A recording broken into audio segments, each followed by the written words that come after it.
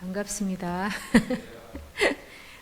코로나가 끝날 줄 알았는데 다시 또 확산 추세가 되고 있어요. 참 우울한 소식인데요. 날씨도 오늘 조금 비가 오고 해서 이 주제가 좀 더 우울하게 느껴질 것 같아 좀 걱정이 됩니다. 그런데 제가 이 좀 주제를 선택하게 된 계기는 이 자리에 없지만 우리 수정이를 보면서도 그렇고 우리 조카를 보면서도 그렇고 참 이렇게 그리스도인이라 하면서 그리고 이제 하나님 앞에 온전히 이렇게 돌아서지 못하는 그런 가운데 있었을 때에 우울이 갑자기 올 수도 있고 아니면 하나님의 자녀된 바 되면서도 또 갑작스럽게 어둠의 세력 가운데 우울에 빠질 수도 있고 그런 모습들을 보면서 한번 이렇게 다시 어떻게 하면 이런 우울들을 지나가게 할 수 있을까 이제 이런 생각들을 해보다가 준비하게 됐습니다.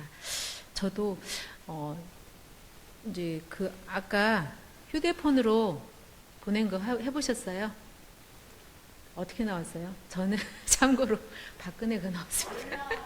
그래서 진짜? 전혀 의외인데요? 좀 더,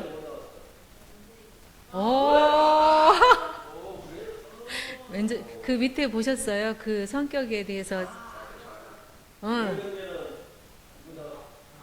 아베, 수아도 아베 나왔고, 석호 형제도 아베. 네, 저도 그래서 박근혜가 마음에 안 들어갖고 다시 한번 해봤더니, 아베 아니면 박근혜가 계속 나오더라고요.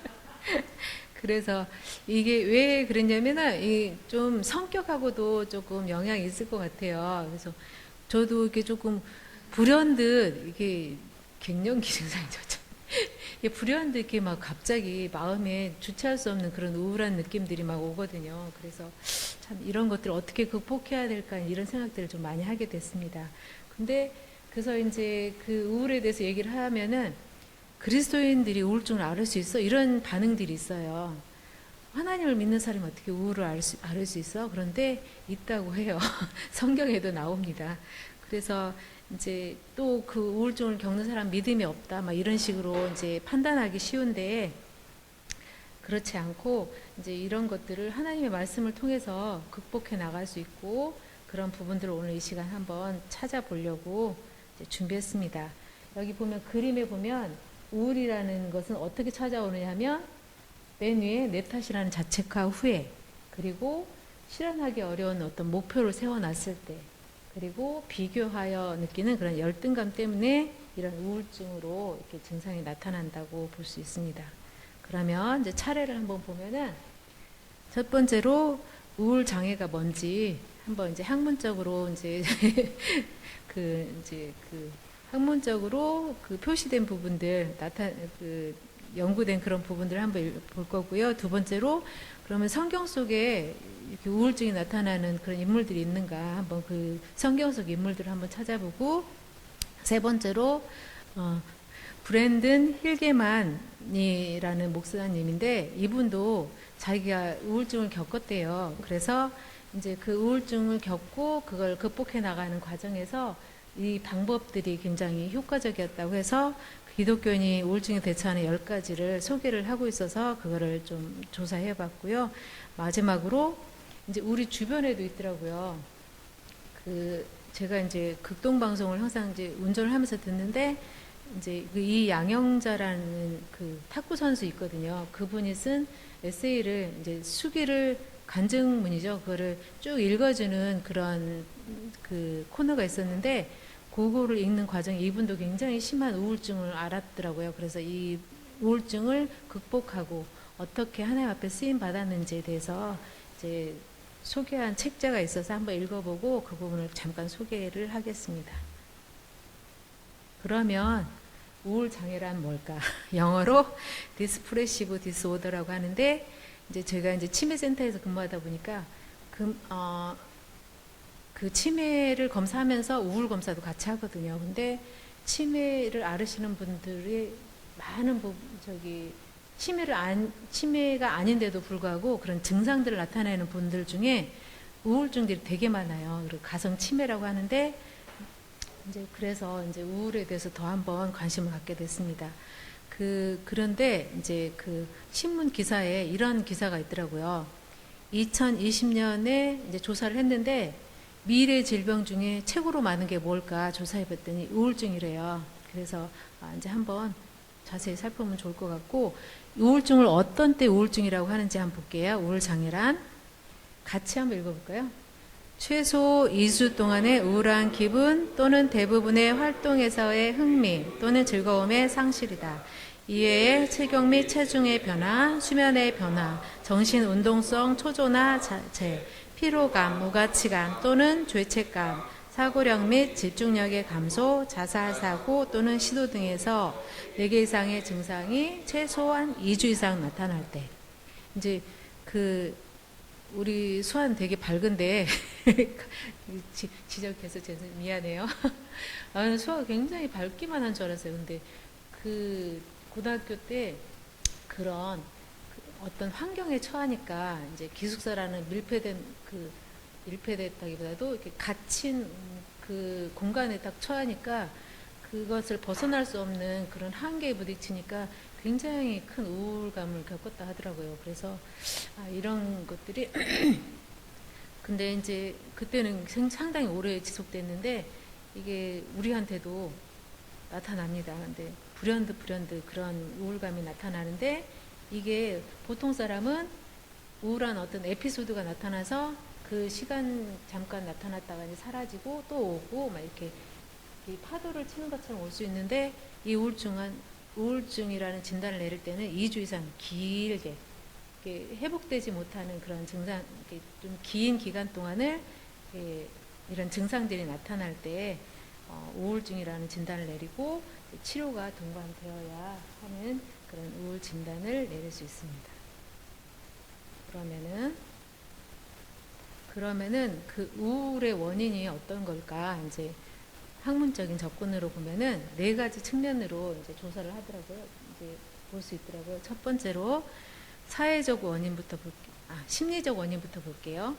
심리적 원인으로 이게 좀 낮은 자존감이 많이 떨어져 있다거나 아니면은 조금 나 스스로 뭔가를 해보는데 좀 어려움이 있는 의존적인 성격, 그리고 완벽주의자적인 성격. 이걸 어떤 목표를 크게 높여놓고 그거를 이루지 못하면은 이제 자꾸 이제 낙담이 되는 그런 완벽주의자적인 성격들이 있을 수 있고, 두 번째로 사회적 원인으로 어떤 충격적인 사건을 겪었다거나 뭐 강도 강간 뭐 아니면은 뭐 이제 그 외상성 스트레스 장애처럼 어떤 큰 재해를 겪었다거나 이런 충격적인 사건을 겪었을 때 나타날 수 있고, 또한 부정적인 사건, 뭐 이혼이나 사별, 뭐 이런 것들, 이런 사회적인 원인으로서도 우울증이 올 수 있고요. 세 번째로 신체적 원인으로 올 수 있는데, 갑상선 질환을 앓으면, 이렇게 갑상선 기능 저하증을 앓으면 모든 게 다 이렇게 리듬이 다 다운되거든요. 그래서 그것 때문에 올 수가 있고, 저희 이제 여성들은 갱년기 증후군이라 해서 그 갱년기 때도 그 호르몬의 변화를 옆에 호르몬 변화가 있네요. 이런 갑상선 질환 때문에 올 수 있고, 또 내분비 질환으로 당뇨병 때문에도 올 수가 있다고 합니다.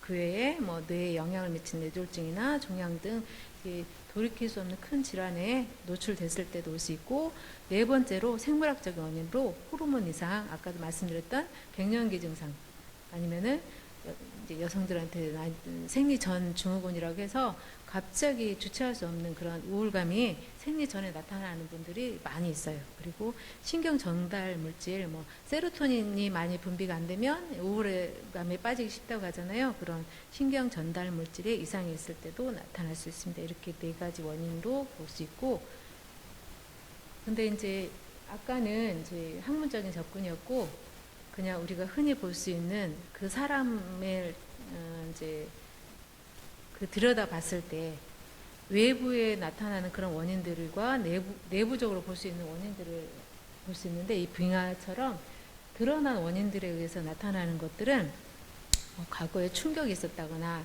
따돌림을 당했다거나 이제 우리 수정이처럼 괴롭힘을 당했다거나 충격을 받았다거나 아니면 상처를 받았다거나 아니면 현재 너무 부담스러워서 뭐 임신, 뭐 출산 이런 것들, 아니면은 비교하고 자꾸 열등감에 빠진다거나 이런 것들.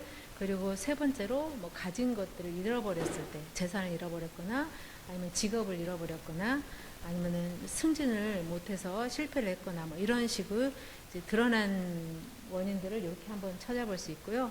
내면적으로 드러나지 않는 원인이 또 중요할 것 같아요. 이 드러나지 않는 원인은 뭐가 있냐면, 소모된 몸, 이 드러나지 않는 원인은 뭐냐면 이렇게 받아들이면 될 것 같다고 합니다. 소모된 몸, 마음을 회복하라는 내 몸의 보호작용이다. 그래서 이제 좀 쉬어라. 너무 지나치다. 이제 그 너무 과도하게 욕심 부리지 말아라. 이제 그 너무 지나치 그 몸을 혹사시키지 말라. 뭐 이런 것도 볼 수 있고, 이제 좀 한편으로는 현재의 부담을 회피하고자 이렇게 나타날 수도 있다고 해요. 그러면 이제 중요한 성경 속 인물들을 한번 들여다보겠습니다.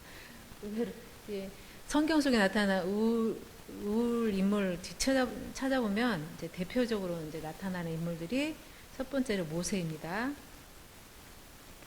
모세는 이제 하나님 앞에 커다란 소명을 받았잖아요.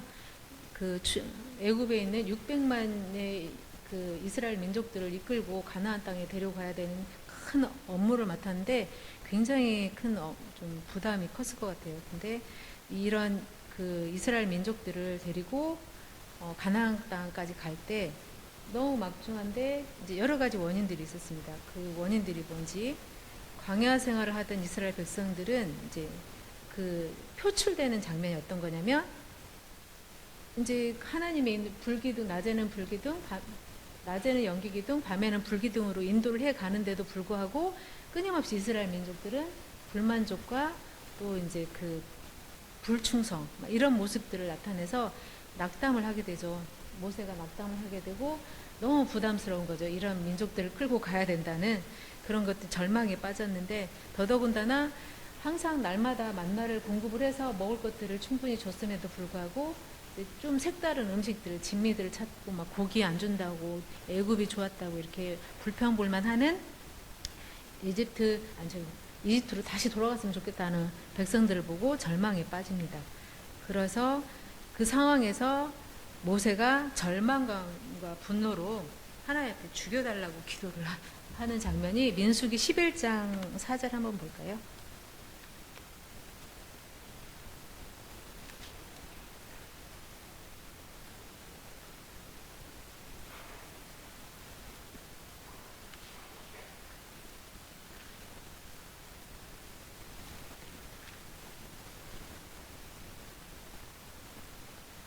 사절에서 15절인데,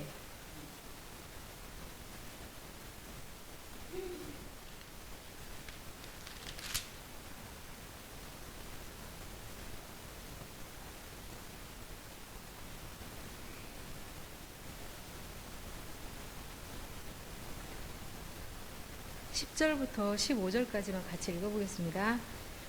시작. 백성의 온 종족들이 각기 자기 장막문에서 오는 것을 모세가 들으니라. 이러므로 여호와의 존노가 심히 크고 모세도 기뻐하지 아니하여 모세가 여호와께 여짜오되, 어찌하여 주께서 종을 괴롭게 하시나이까? 어찌하여 내게 주의 목전에서 은혜를 입게 하시고 이 모든 백성을 내게 맡기사 내가 그 짐을 지게 하셨나이까? 이 모든 백성을 내가 배웠나이까? 내가 그들을 낳았나이까? 어찌 주께서 내게 양육하는 아버지가 젖먹는 아이를 품듯 그들을 품에 품고 주께서 그들의 열조에게 맹세하신 땅으로 가라 하시나이까? 이 모든 백성에게 줄 고기를 내가 어디서 얻으리까? 그들이 나를 향하여 울며 이르되 우리에게 고기를 줘 먹게 하라 하온즉 책임이 심히 중하여 나 혼자는 이 모든 백성을 감당할 수 없나이다. 주께서 내게 이같이 행하실진대 고하옵나니 내게 은혜를 베푸사 즉시 나를 죽여 내가 고난당함을 내가 보지 않게 하옵소서. 좀 절망감에 빠진 모세의 모습인데요. 그 조금 교회 리더들한테도 이런 모습이 나타나지 않을까 한번 생각을 해봅니다. 이렇게 한다고 하는데 이제 그 항상 부족함을 느끼고 결국은 이제 그 어려움에 직면했을 때 이런 마음이 들지 않을까 한번 공감을 해봅니다. 그러면은 이런 기도를 들으시고 하나님은 어떻게 하셨는지 그 반응을 한번 볼게요.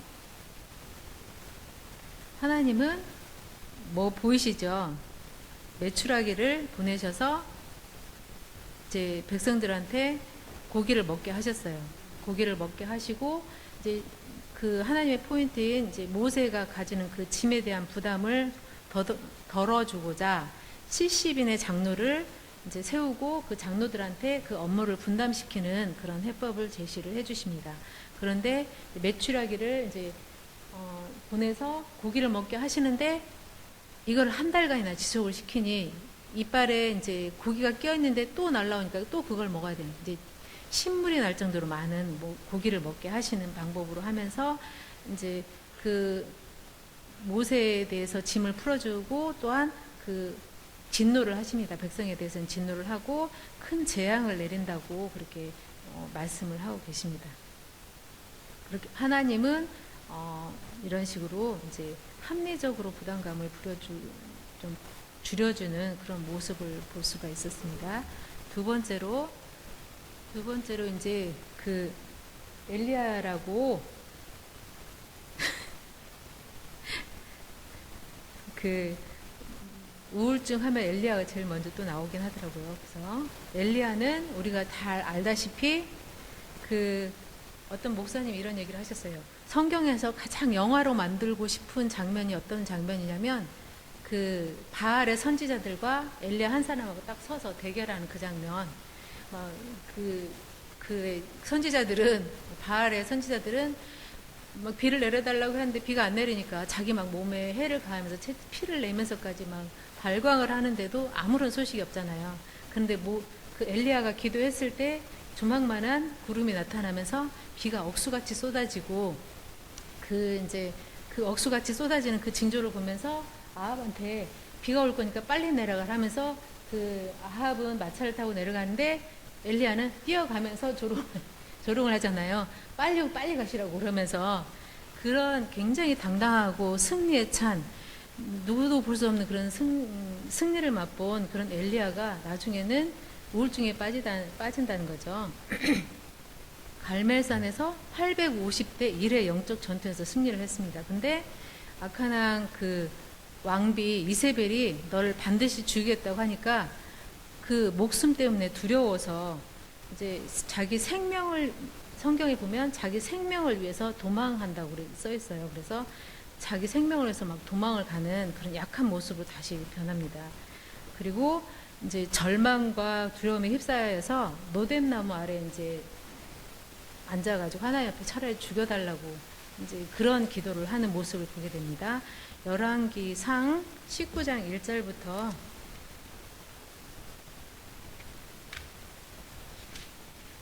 4절 보겠습니다.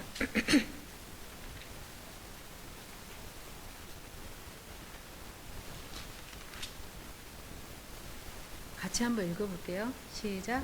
아합이 엘리야가 행한 모든 일과 그가 어떻게 모든 선지자를 칼로 죽였는지를 이세벨에게 말하니 이세벨이 시신을 엘리야에게 보내어 이르되 내가 내일 이맘때에는 반드시 네 생명을 저 사람들 중 한 사람의 생명과 같게 하리라. 그렇게 하지 아니하면 신들이 내게 벌 위에 벌을 내림이 마땅하니라 한지라.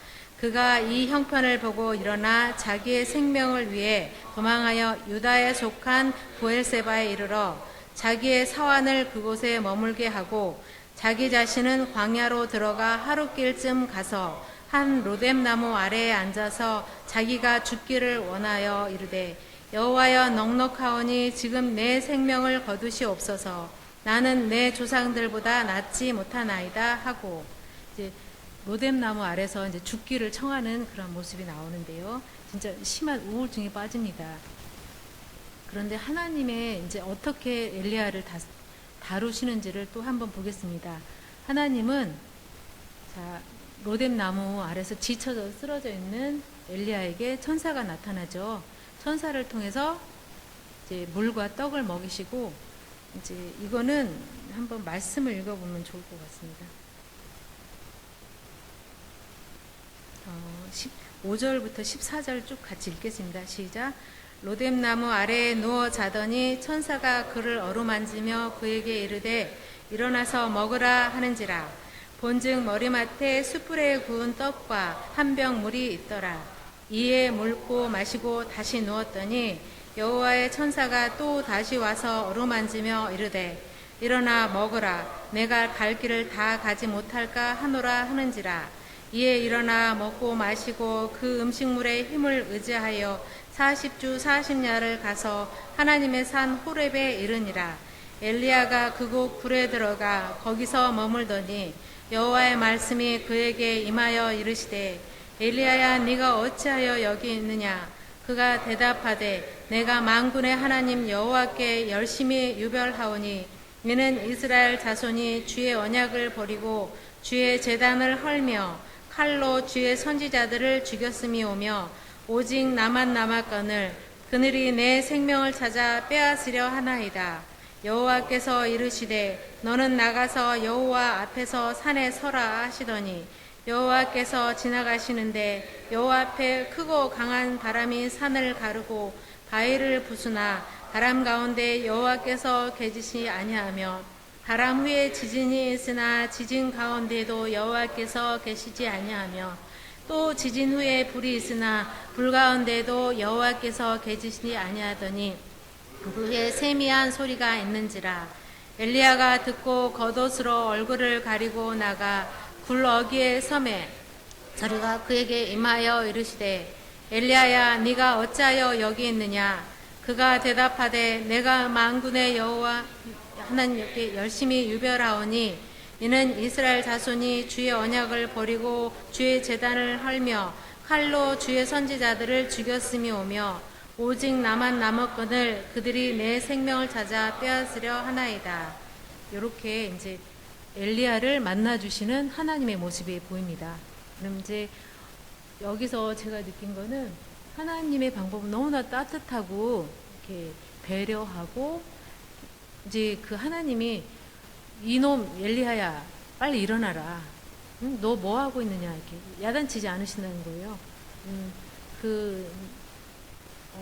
우울감에 빠져서 죽기를 청하는 엘리야를 하나님은 어루만지시고 물과 떡을 먹이시고 그 다음에 뭐 폭풍 가운데 막 세게 만나는 게 아니고 세미한 음성으로 위로하시고 따뜻하게 일으켜 세우십니다.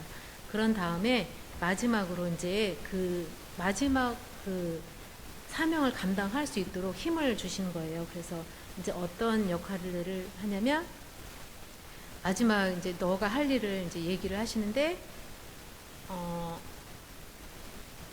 그 후계자들을 다 세우게 하십니다. 왕들을 세우게 하시고 마지막 사역을 감당할 그 선지자도 세우게 하신 다음에 이제 불병거로 엘리야를 데리고 갑니다. 그 사역을 잘 감당한 엘리야를 끝까지 보살피시고 인도하시고 그 마무리까지 뒤에 남겨질 그 일들까지 마무리할 수 있는 힘과 용기를 이제 북돋아 주시면서 엘리야를 끝까지 사용하시는 그 하나님의 그런 은혜를 또 볼 수 있습니다.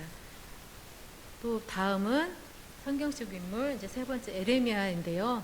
에레미야는 다들 말하는 것처럼 눈물의 선지자라고 하죠. 그 에레미야는 왜 눈물의 선지자냐? 끝없이 그 죄악 중에 빠진 우상 숭배에 빠진 그 어려움 그 이스라엘과 유다 민족들에게 끊임없이 니네는 망할 거다, 망할 거다, 망할 거다. 계속 그 저주와 이런 그 안 좋은 것만 자꾸 얘기하다 보니 얼마나 힘들겠어요. 그러니 그 평생을 눈물과 그 한과 변하지 않는 그 민족들을 쳐다보면서 불쌍하고 가여운 그러한 마음 가운데 살았을 것 같습니다. 에레미야는 이제 항상 그 그림을 보면은 울고 있어요. 슬픔에 빠진 에레미야. 그래서 에레미야는 하도 많이 울어서 이제 그 눈이 안 보일 정도였다고 합니다. 그래서 이제 백성들한테 그 장차 당할 침략에 대해서 끔찍한 고통과 고난을 보고 이제 답답하고 자기가 어찌 해볼 수가 없는 상황이잖아요. 그래서 계속 이렇게 울었다고 하고 이제 마음에 병이 들었다고 해요. 그래서 결국은 내가 자기가 태어난 것을 저주하고 차라리 이제 대부분의 이제 하나님을 원망하는 것보다도 자기 태를 원망하는 모습으로 많이 나타나는 것 같습니다. 그래서 자궁에서 차라리 죽기를 바라는 그런 대표적인 전형적인 우울 증세를 보입니다.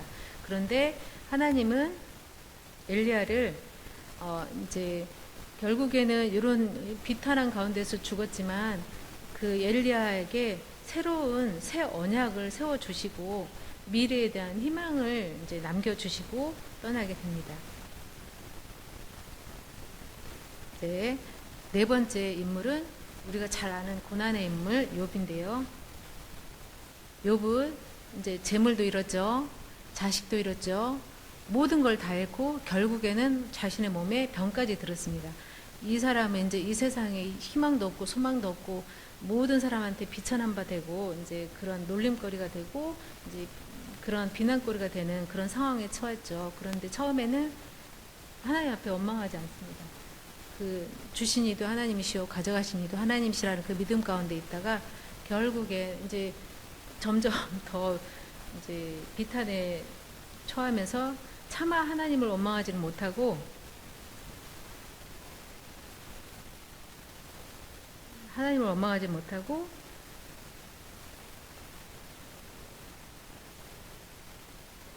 이제 하나님께 복을 받았으니 화도 받을 수 있다고 입술로 범죄하지 않습니다. 근데 결국에는 자신이 이제 욥이 자기 자신을 저주하기 시작합니다. 자기 태어난 태를 욥기서 3장 22절을 한번 보겠습니다.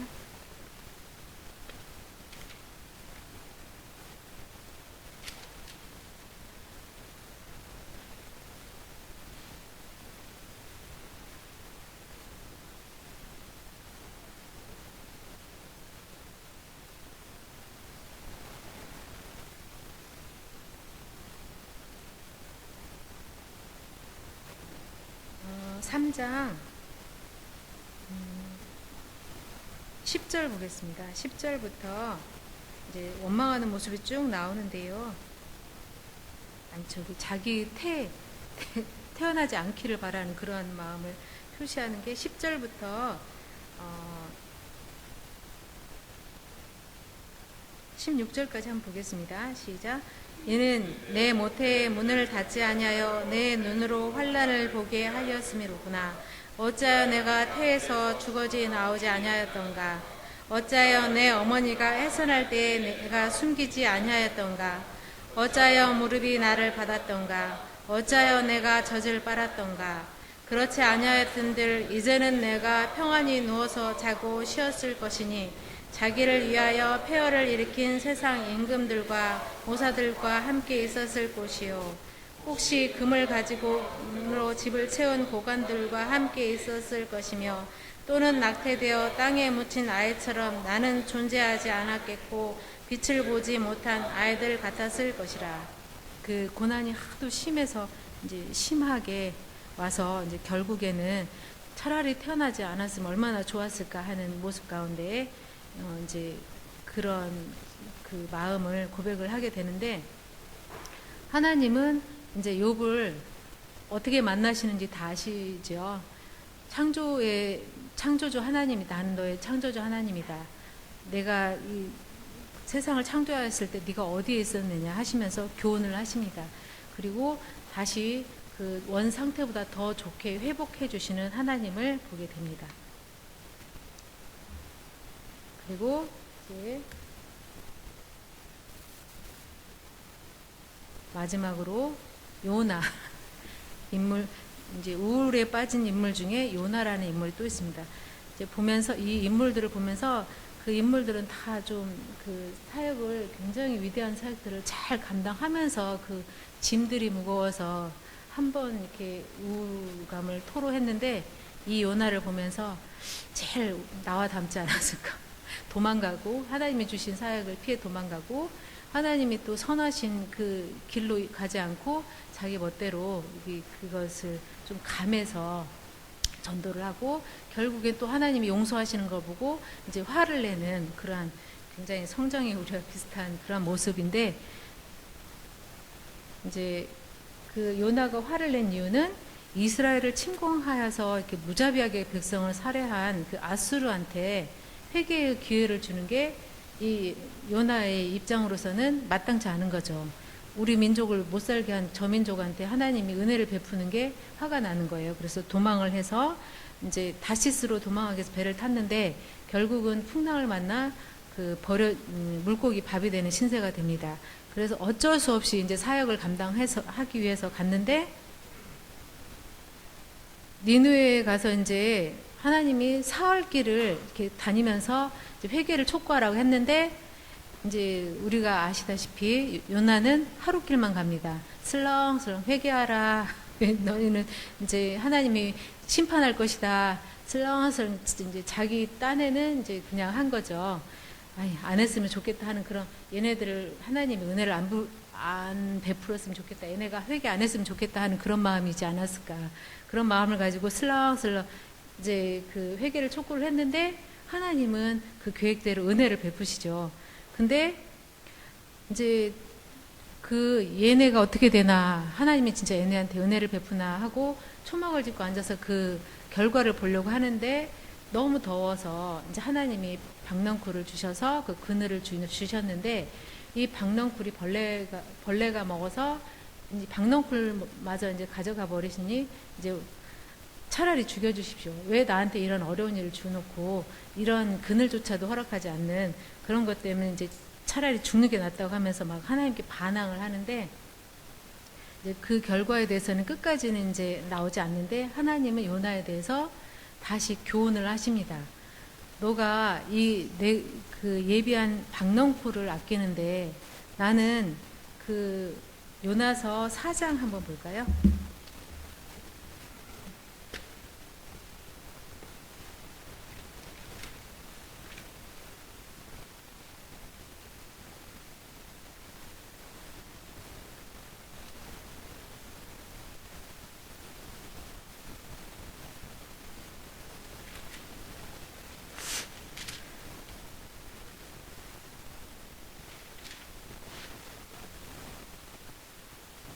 어, 8절부터 11절까지 하나님이 요나를 어떻게 하시는지 어떻게 다루시는지 한번 보겠습니다. 4장 8절부터 11절까지 같이 읽겠습니다. 시작. 해가 뜰 때에 하나님이 뜨거운 동풍을 예비하셨고 해는 요나의 머리에 쪼임에 요나가 혼미하여 스스로 죽기를 구하여 이르되 사는 것보다 죽는 것이 내게 나으니이다 하니라. 하나님이 요나에게 이르시되 네가 이 박넝쿨로 말미암아 성내는 것이 어찌 옳으냐 하시니 그가 대답하되 내가 성내어 죽기까지 할지라도 옳으니이다 하니라. 여호와께서 이르시되 아니하였고 재배도 아니하였고 하룻밤에 났다가 하룻밤에 말라버린 이 박넝쿨을 아꼈거든. 하물며 이 큰 성읍 느느웨에는 좌우를 분별하지 못하는 자가 12만여 명이요 가축도 많이 있나니 내가 어찌 아끼지 아니하겠느냐 하시니라. 여기까지만 나옵니다. 요나에 대해서 하나님은 또 이렇게 하나님의 마음을 이렇게 잘 드러내시면서 훈계하시고 요나서를 끝내게 됩니다. 이렇게 성경 속에서도 하나님의 큰 사역을 감당하면서 이렇게 우울증을 겪는 그런 인물들이 있었다라는 거. 근데 하나님은 이 그 우울감에 빠진 그 선지자들을 이제 그 인물들을 혼내시거나 책망하시거나 그러지 않고 합리적인 방법으로 그 문제들을 해결해 주시고 위로하시고 따뜻하게 용기를 주시고 또 교훈하시는 그런 모습을 볼 수가 있습니다. 이제 또 세 번째로는 이제 그러면 기독교인들이 우울증에 어떻게 대처를 해야 될까?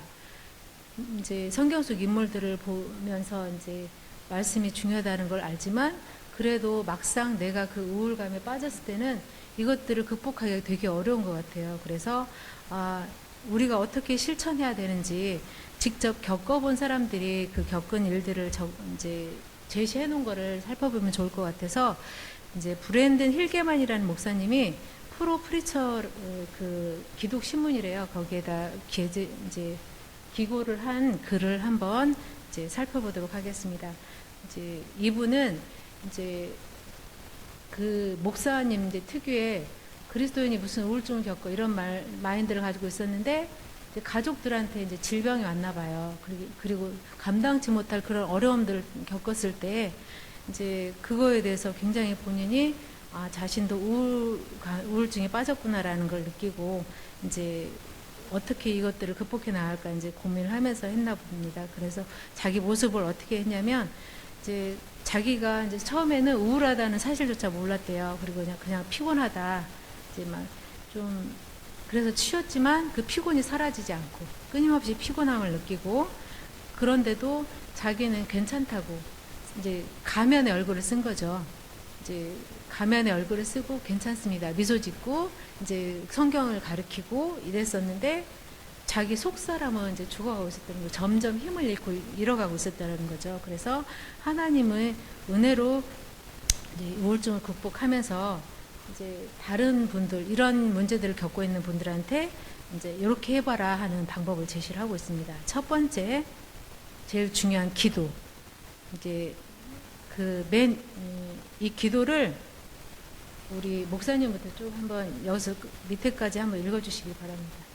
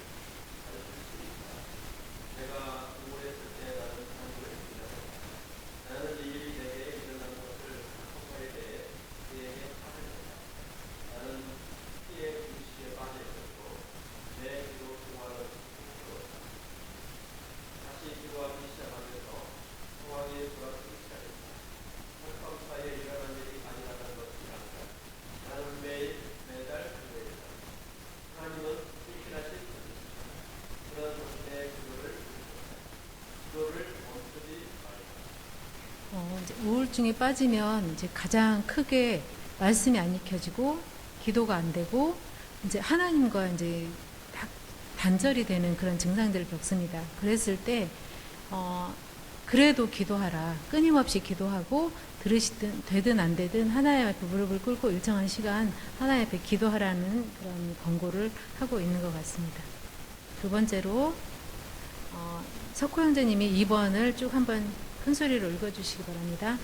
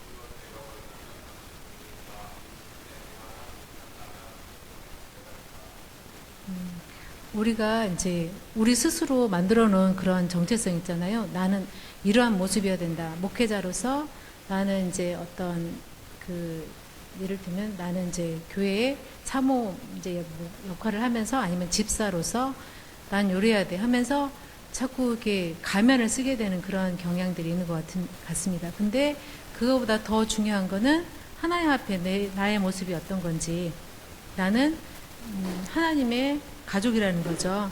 이제 내가 사는 것이 아니요 내 안에 그리스도께서 사신다라는 그 정체성을 다시 한번 심각하게 고민하고 회복하는 그러한 모습 가운데 극복할 수 있다.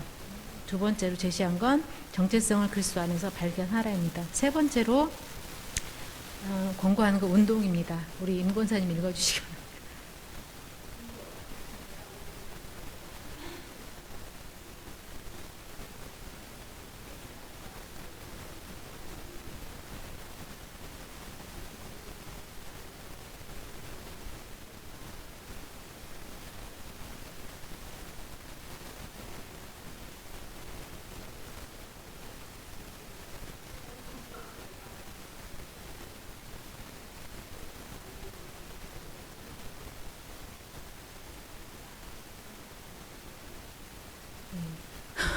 운동을 하면 햇빛을 보게 되잖아요. 햇빛을 보게 되면 그 우리 몸에 멜라닌 색소도 많이 색소를 통해서 이제 호르몬들이 분비가 되고 이것들이 이제 우리 기분을 좋게 한다는 그런 연구 결과가 있다고 합니다. 그래서 이제 건강해지고 이제 산소도 들어오죠. 햇빛도 쏘이죠. 운동이 굉장히 우울에 의사들이 가장 권하는 것이 운동입니다. 그 운동이 세 번째 권고 사항이었고요. 네 번째, 건강에 좋은 음식, 우리 박정현 자매님 읽어주세요.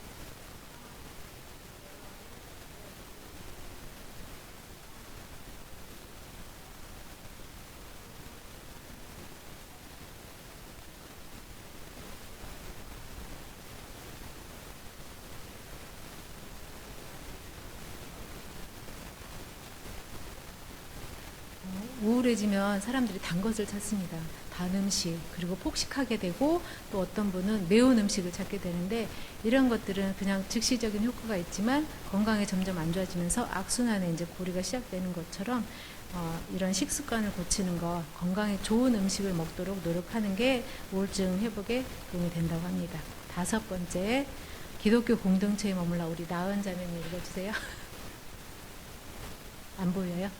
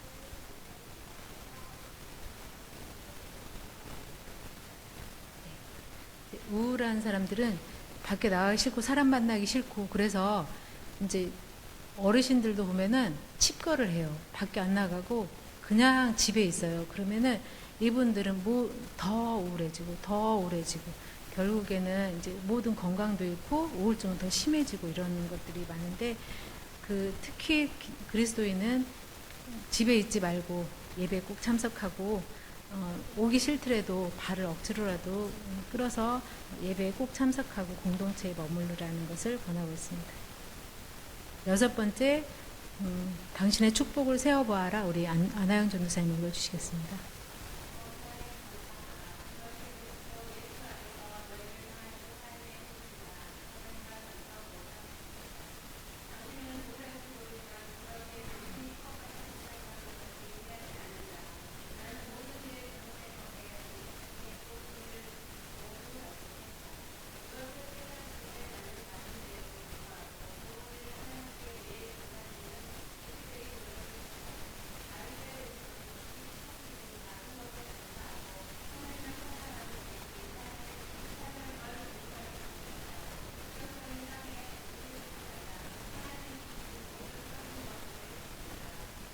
감사합니다. 저도 이제 조금 되게 저도 이런 방법들을 쓰는데 되게 우울함이 왔을 때는 이제 일기장에다가 이런 걸 써보는 거예요. 왜 이런 것들이 왔는지, 그리고 쓰다 보면은 이제 그 문제에 대해서 조금 객관적으로 보게 되고, 그리고 나중에는 해결 방법으로 이제 감사한 것들을 다시 쓰기 시작하는 거죠. 주신 공기에 대해서 감사, 주신 집에 대해서 감사, 가족들이 다 건강하게 집에 들어온 것도 감사한 것들을 자꾸 하다 보면은 이제 마음이 많이 회복되는 것들을 느끼게 됩니다. 그것을 또 제시하고 있고요. 일곱 번째, 플러그를 뽑아라. 우리 종훈 형제님 보이세요? 읽어주시면 감사하겠습니다.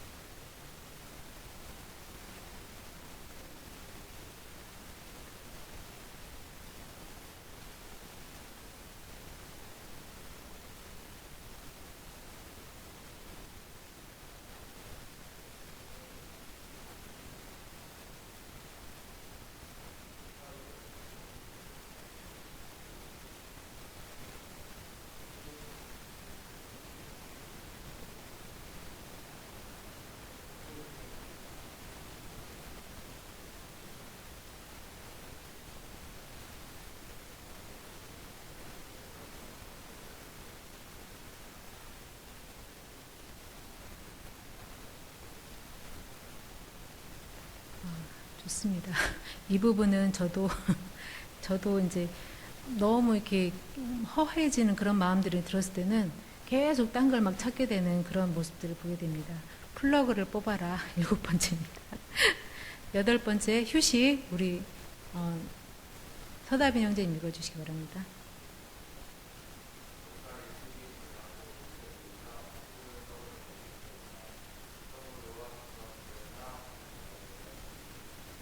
잠을 조심.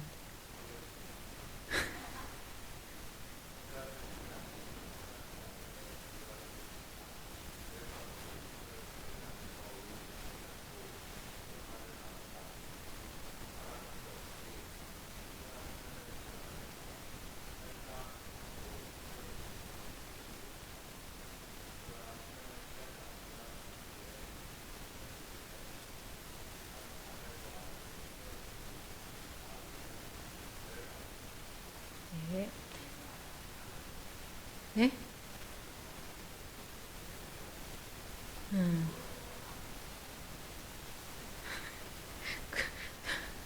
넘어가겠습니다.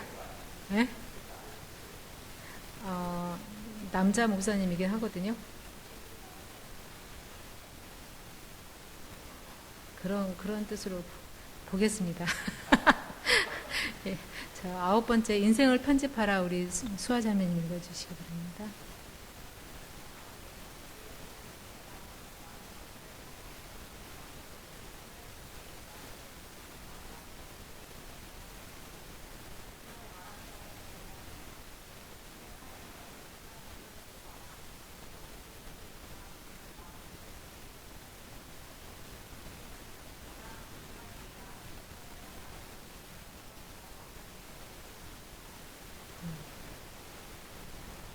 아셨죠?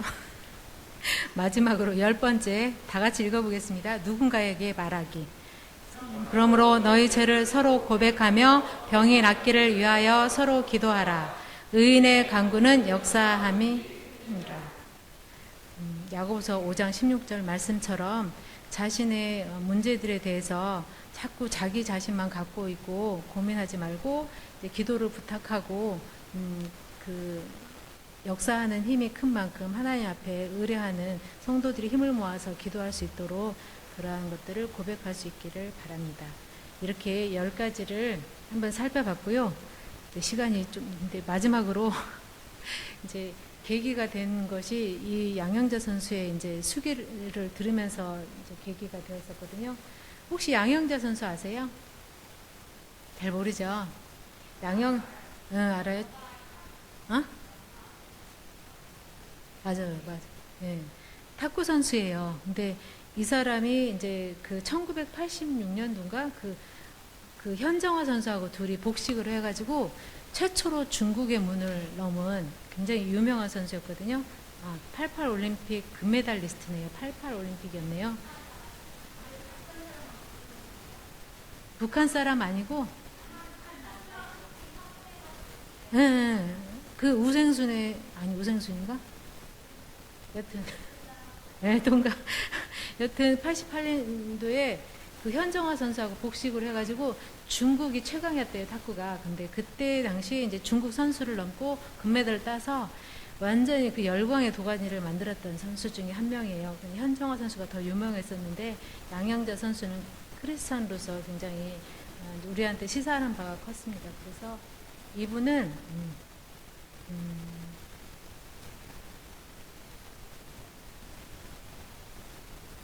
이분은 이제 전북 익산 출신이고 초등학교 때부터 탁구를 시작했는데 중학교 2학년 때부터 이제 메달을 따기 시작했대요. 좀 굉장히 독하게 승부욕이 강하고 노력파였고 그리고 이제 좀 그 어떤 천재적인 그런 그 모습도 있었다고 합니다. 보면서. 근데 이제 1984년도에 이제 팔목 통증, 이제 테니스 엘보를 그 전에도 이제 교회를 다니긴 했나 봐요. 근데 이제 그 테니스 엘보로 선수 생활을 하는데 이게 안 나와서 바로 이제 나가서 대회를 치러야 되는데 이게 안 나오니까 가서 치료를 받고 막 진통제 맞고 해도 안 나와서 어떤 목사님이 기도회를 가서 기도해봐라 그래가지고 이제 이제 기도원에 가서 이제 그 복음의 말씀을 쭉 전했나 봐요, 일주일 동안. 근데 그 복음의 말씀을 듣고 그 전에는 그냥 교회를 다니면서 기도하고 하나님 앞에 이제 그런 간구하는 그런 모습이었다면, 이때 인격적으로 하나님을 만나게 된 계기가 이제 기도원에서 기도하고 복음의 말씀을 들으면서 만나게 됐다고 하더라고요. 그래서 예수님을 만나면서 6년간 낫지 않았던 이 엘보 통증이 나섰다고 합니다. 그래서 이제 그걸 계기로 해서 이제 가치관이 완전히 변화된 거예요. 그래서 그 전에는 이제 선수 생활, 그 명예와 이런 것들에 대해서 굉장히 컸었다면, 내 중심, 내가 어떻게 하면 성공할까? 내가 어떻게 하면 이길까? 뭐 이런 거였는데, 그 다음부터 이제 하나님 중심으로, 나 중심이 아닌 하나님 중심으로 이제 가치관이 완전히 바뀌었다고 이제 이렇게 간증을 하더라고요. 그런데,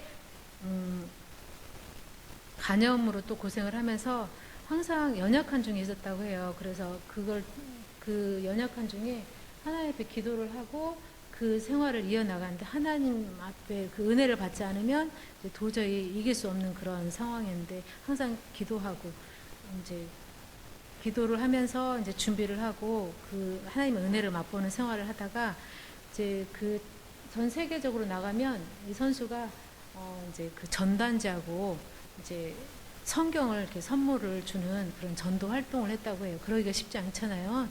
그 다른 나라 선수들을 만나는데 나가서 반갑다 하고 그래야 되는데, 반갑다 하면서 전도자고 성경을 중국 선수들한테 이런 걸 줬대요. 그러면서 그것을 통해서 변화시키는 계기들을 있었다고 합니다. 그러면서 나중에는 탁구 전도사라는 별명을 얻게 됐다고 해요. 그래서 이제 1988년도 올림픽에서 현정화 선수하고 이제 복식으로 금메달을 따는, 이제 그때도 하나님께 의지하고 항상 이렇게 현정화 선수하고도 같이 아침에 기도하고 새벽 기도하고 뭐 큐티하고 항상 그 선수 생활을 하면서도 그런 생활을 유지를 했다고 합니다. 근데 이렇게 잘 생활을 했는데 이제 난데없이 이제 우울증이 찾아온 거예요. 근데 그 몸이 아픈 와중이었고, 그래서 이제 도저히 이제 선수 생활을 더 할 수가 없어서 이제 은퇴를 했어요. 은퇴를 했는데 이제 그런 와중에 어머니까지 이제 간암으로, 이제 어머니가 굉장히 양영자 선수한테는 삶의 기둥과 같은 역할을 했나 봐요. 그래가지고 물신양면으로 모든 면에서 적극적으로 지원하고 후원하고 기도해주고 이런 분이었는데, 간암을 앓고 이제 결국은 이제 돌아가시게 된 거죠. 이제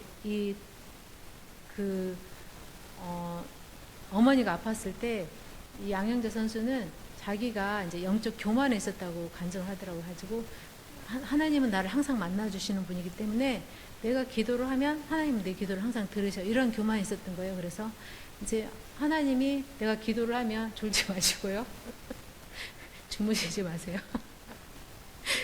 기도를 하면 하나님이 어머니 병을 낫게 해줄 거라고 이제 딱 기대를 하고 있었는데 어머님이 돌아가신 거예요. 근데 이제 나는 죽으면 죽으리다. 그리고 내가 아는 지식들이 워낙에 많기 때문에 그 생활해온 그 많은 세월 동안 난 하나님 앞에 축적된 신앙들이 충분히 하기 때문에 나와 하나님 굉장히 가까워. 그래서 어떤 큰 교회를 가더라도 옥하는 목사님 교회를 갔었나 봐요. 근데 옥하는 목사님보다는 좀 밑에 급이지만 그래도 저 다른 부목사님보다는 내가 위야, 영적으로 성숙했어. 그 영적 교만이 있었나 봐요. 그래서 근데 하나님이 분명히 낫게 해주실 거라고 이제 그러고 믿고 있었는데 이제 데려가신 거죠. 그러면서 외면당했다는, 하나님 내 기도를 이제 거부했다라는 그런 이제 마음이 들면서 이제 우울감이 이제 휩싸이기 시작한 거죠. 은퇴한 데다가 하나님이 아무리 찾아도 없는 거예요. 이제 어머님이 돌아가신 계기로. 그래서 이제 조울증이라는 그런 진단을 받게 되고, 이제 우울증을 앓으면서 환청과 환시에 시달렸다고 해요. 그래서 제가 이제 우리 이제 조카 같은 경우를 보아더라도 좀 놀랐어요. 처음에 그리스도인의 가정에 하나님이 이제 병을 주시는 그런 거에 대해서 이제 그냥 우울감이라고 하면은 이제 괜찮겠는데, 이제 환청도 듣고 하니까 되게 이제 심각한 거죠. 이제 이게 그리스도인 가정이 맞는 건가 막 이런 생각도 들면서, 근데 우울증을 앓게 되면 이런 환시와 환청도 같이 동반될 수 있다라는 거, 그런 생각을 이제 이분을 통해서 이제 다시 생각을 하게 됐고, 이제 그때의 감정을 절망의 동굴에 갇힌 경험, 이제 빠져나올 수 없는 터널에 갇힌 그런 모습, 그리고 내 안에 있는 모든 것들이 다 빠져나가 버리면서 폐허가 되어 버리는 무방비 상태로 자기 자신이 이제 보여졌다라는 거죠. 그래서 피폐한 내 영혼은 하나님을 찾는 듯이 이렇게 헤맸지만 하나님은 아무 곳에도 계시지 않았대요. 이제 이런 그런 낙담한 가운데 있었다라는 거죠. 그래서 이제 찬양도 기도도 찬양도 안 되고 기도도 안 되고 집에서 이제 은둔하기 시작하면서 이제 약도 안 먹고 폭식하고 잠도 잘 못 자고 항상 불안하고 초조하고 이제 자주 피곤하고 이제 나 스스로 이렇게 굉장히 훌륭한 선수였는데도 불구하고 무가치하게 느껴지고 죄책감이 느껴지고 결국에는 내가 이렇게 살아서 뭐 하나 잘 죽었으면 좋겠다 하는 자상 충동까지 그래서 이제 이 선수 이제 써놓은 이제 책자를 보면서 이제 책자 중에는 내가 그리스도인으로서 하나님 앞에 자살하는 건 정말 옳지 않고 큰 죄이기 때문에 내가 그 우울증 약을 꾸준히 먹어서 스르르 죽어야 되겠다 이런 마음으로 우울증 약을 복용하기 시작했다고 해요. 그래서 우울증 약을 복용한데 결과적으로 이렇게 하나님의 은혜였다고 약을 복용하면서 점차적으로 이제 증상들이 개선되고 이제 말씀의 빛을 받기 시작한 거예요. 근데 이제 그 우울의 터널을 벗어날 때 어떤 거였냐면 주변의 역할도 굉장히 크더라고요. 그리고 자기 스스로도 이제 이렇게 은둔 생활을 그냥 내버려 두면 안 되고 이끌고 주변에서 이제 교회를 간 거예요. 예배 드리는 장소에 가고 큐티 장소에 가고 예배 드리는 데 있으면 멍하니 있대요. 멍하니 있고 이제 아무 생각도 없고 이제 기도하다 보면 다른 이제 사람이 이제 기도하다가 고개를 들어보면 그 선수가 멍하니 있으면서 이렇게 둘러본다는 거예요. 양영자 선수가 자기 자신을 못 느끼는데 다른 사람들이 봤을 때 그런 것들이 있었지만 그래도 그 자리에 데려다 놓으면 이제 빛이 말씀의 빛이 이렇게 표시를 해요. 무슨 핀셋으로 뚫어놓은 그 구멍 사이에 빛이 통과하듯이 말씀의 빛이 이제 자기 자신을 비치는 거예요. 그래서 이제 그 말씀의 빛이 어떤 거였냐면 이제 마태복음 25장 45절 말씀이 같이 읽어보겠습니다. 지극히 작은 자 하나에게 하지 아니한 것이 곧 내게 하지 아니한 것. 이 말씀을 들으면서 내가 이제 그전에는 나 자신을 위해서 내 우승을 위해서 계속 기도하고 달려왔는데 그러면서 영적 교만에 있었는데 감사하지 못했다라는 거예요. 가지고 내가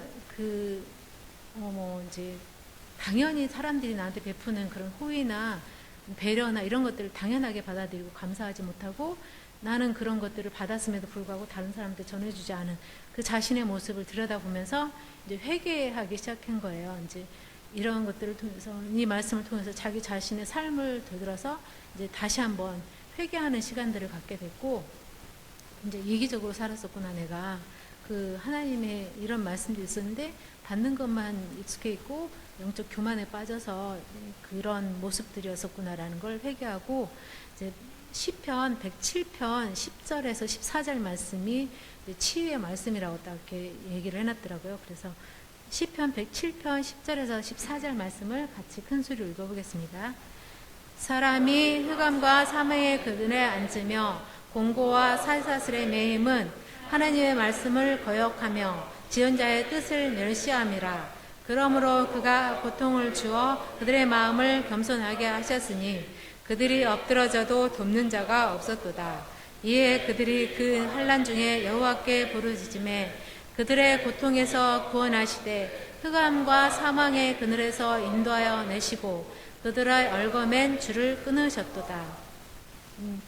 이렇게 하나님의 말씀을 듣는 곳에 가서 하나님의 말씀을 빛으로 받았을 때 이 우울증이 이제 극복되어지기 시작했고 이제 하나님의 선하신 인도하심이 있었다고 합니다.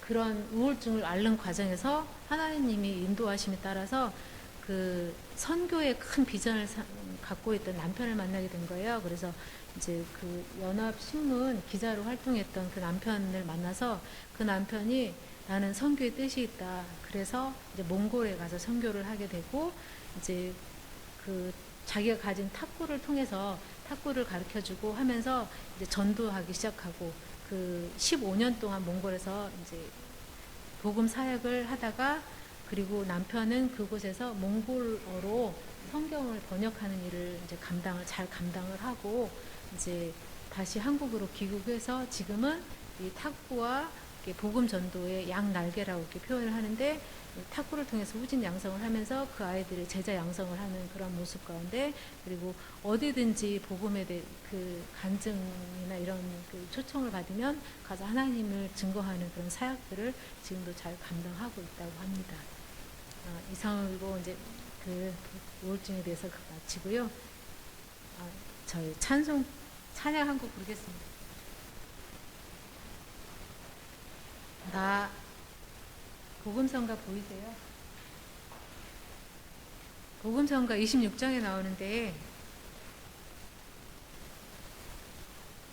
이 찬양을 끝으로 부르고 마치도록 하겠습니다. 길었네요. 혹시 아까 그거 해보셨어요?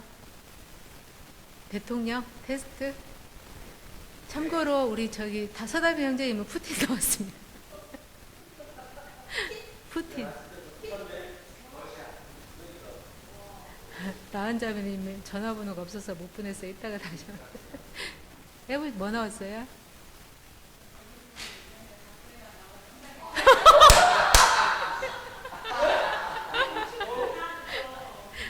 저도 박근혜.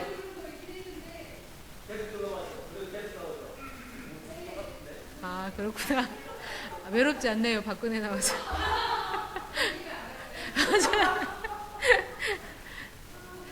찬양 26장, 이것도 많이 불렀다고 합니다. 자기 가진 거에 대해서 하나님이 우리에게 주신 그 큰 은혜를 감사하면서 이제 우울증은 퇴치할 수 있도록 마지막으로 이 찬양으로 마무리하겠습니다.